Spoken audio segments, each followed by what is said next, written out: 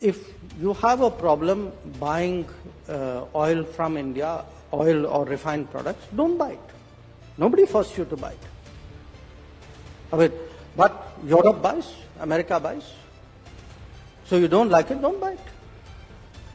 रूसी तेल खरीदारी को लेकर बार बार भारत को आंख दिखाने वाले अमेरिका को भारत का दो टूक जवाब सुनना चाहिए। भारत के विदेश मंत्री डॉक्टर जयशंकर स्पष्ट तौर पर पश्चिमी देशों को भारत की तरफ से क्या मैसेज दे रहे हैं। एस जयशंकर साहब, उनका एक वीडियो क्लिप ट्विटर पे मैंने देखा है और वो देख के मेरे खासे रोंगटे खड़े हो गए हैं, होश मेरे उड़ गए हैं, आपकी भी उड़ जानी चाहिए। जब मैं उसकी तफसीलात आपको बताता हूँ, उसको आप जाके चेक कर सकते हैं, जिसमें एस जयशंकर ने ये कहा है कि विदेश मंत्री डॉक्टर जयशंकर का रूसी तेल को लेकर मैसेज बहुत क्लियर है।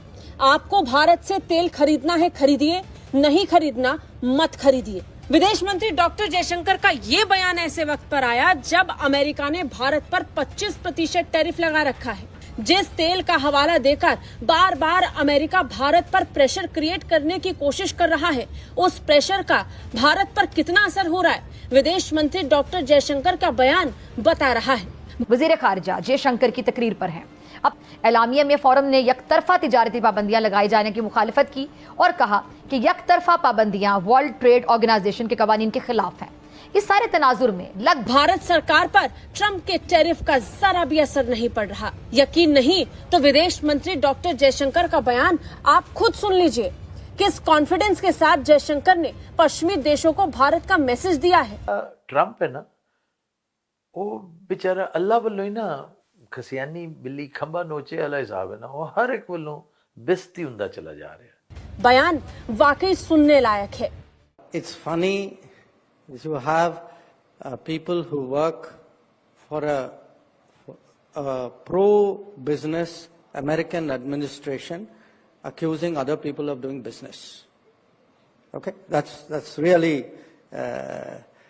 curious. But here's the point: if you have a problem buying oil from India, oil or refined products, don't buy it. Nobody forced you to buy it.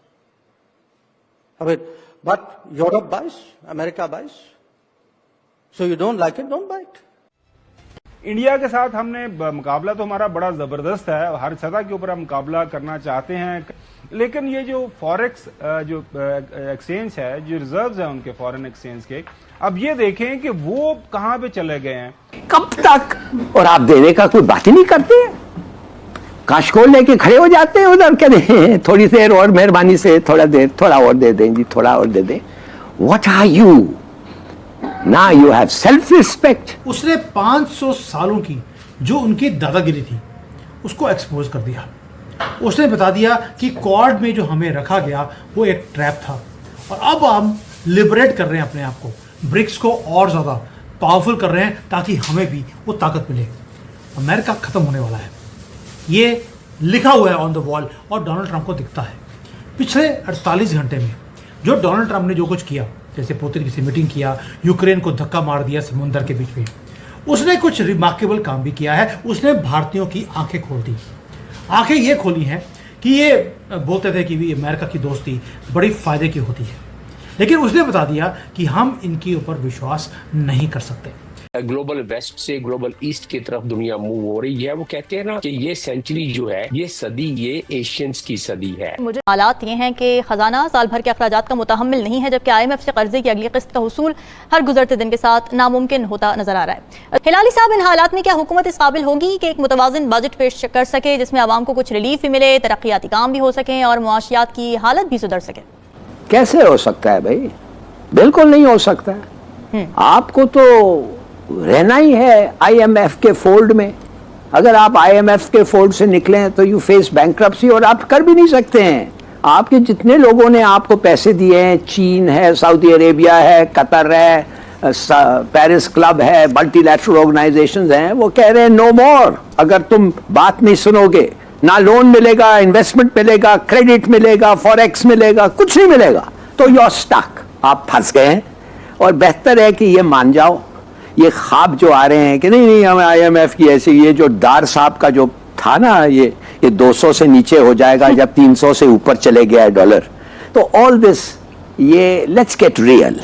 48% per year is food inflation. मर रहे हैं लोग. ये है आपका budget, और ये कम नहीं होगा ना. 22% इंटरेस्ट रेट कम होगा. इंटरेस्ट रेट कम होगा तो इन्फ्लेशन बढ़ेगी. They can't afford to do that. उसका स्कीम आपने देख लिया था, वो जो क्या था, वो पेट्रोल का स्कीम, वो डबल पेमेंट का, ये वो खत्म, फिनिश, गॉन. पता नहीं उन्होंने लगाया क्यों. I don't know what world they are living in. तो कहते कि अगर आप अनडिसिप्लिन लोग इतने पैसे इतने सालों तक विदाउट डिसिप्लिन खर्च करते रहे हैं, खाते रहे हैं, कितने सारे लोग, 70% पाकिस्तान का टैक्स 11,000 लोग देते.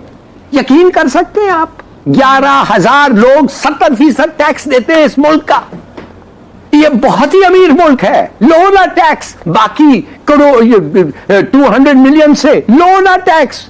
100 मिलियन 200 मिलियन निकाल दें, बस 20-30 मिलियन से ले, नॉट 11,000. और खुद ही खो गया है, खा गए हैं. तो फिर this is the situation you face. तो हाँ, मैं आपको ये बताना चाहता हूं, आपका क्या समझते हैं, आपका डेट कितना है? 100 बिलियन आपका डेट है. World bank, IMF, ADB 44 billion, China 30 billion, Paris club 11 billion, bond market 7 billion, banks 2 billion, Saudi 6 billion. देखिए, फॉर गॉड सेक. नमस्कार दोस्तों, जय हिंद. दोस्तों, अमेरिका के पीटर नवारो जो भारत को कह रहे थे कि भारत हमको मूर्ख बना रहा है कि रूस से तेल खरीद रहा है और उसे रिफाइन करके पूरी दुनिया में बेच रहा है. तो दोस्तों, इस पर एस जयशंकर ने कड़ा रुख अपनाते हुए एक सटीक जवाब दिया है, जिसे सुनने के बाद आपको लगेगा कि हाँ, भारत का यही जवाब होना चाहिए था. जिस पर उन्होंने कहा है कि हमने तो नहीं कहा था कि अमेरिका आकर हमसे तेल खरीदे, EU आकर हमसे तेल खरीदे. उनकी मजबूरी थी, उन्होंने आकर हमसे तेल खरीदा. अब जब ये बात वो कर रहे हैं तो ये बात सुनकर मुझे हंसी आती है. दोस्तों, जयशंकर के इस बयान से अब अमेरिका में भूचाल आ चुका है.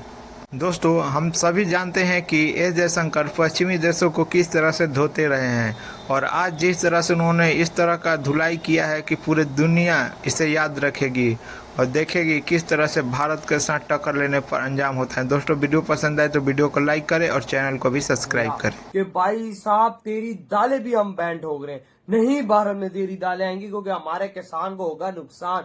और भाई, मैं अपने भारतीयों को नुकसान ही करना चाहता. तू ट्रम्प पागल के बच्चे अपने लोगों के साथ जो कर रहा है कर, हमें घंटे का फर्क नहीं पड़ता, लेकिन मैं भारतीयों पे आंच नहीं आने दूंगा. भारत में देखो महंगाई बढ़ी नहीं, अमेरिका में देखो क्या हो गया, उधर बढ़ गई है. इंडिया में पेट्रोल के दाम बढ़े नहीं बढ़े, यूएसए में पेट्रोल के दाम ही बढ़ गए हैं. वहां पे लाखों लोग रोड पे आ गए. भारतीय आराम से चिल मार के अपनी जिंदगी गुजार है. भारत को घंटे का फर्क नहीं पड़ा कि अमेरिका जो